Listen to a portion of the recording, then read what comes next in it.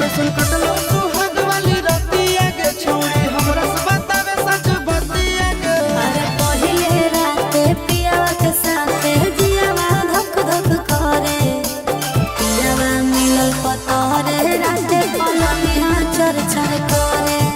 अरे पहिले राते सैया के साथे जियावा धक धक करे, पियावा मिलल पतरे राते पलंगिया चर चर करे।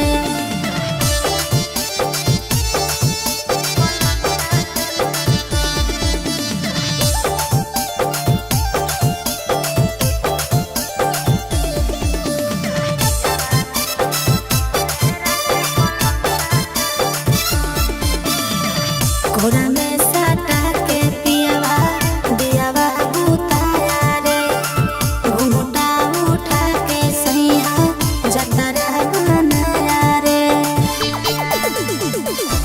मुँह देखाई में छौड़ी कुछ मिला लौके ना, तोर जवानी के पानी में फूल खिला लौके ना।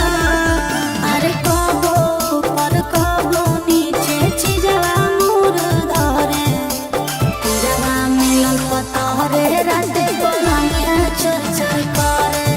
अरे पहिले राते पियावा के साथे जियावा धक धक करे, पियावा मिलल पतरे राते पलंगिया चर चर करे।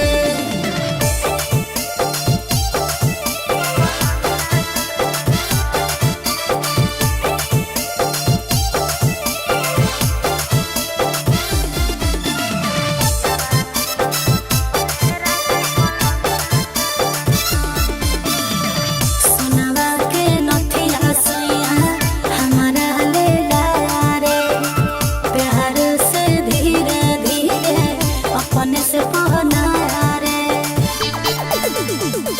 कि नंदन आशीष की सतोरा कहिला कहके ना, चंदन उठावा जुठाई के हिस्सा देला कहके ना।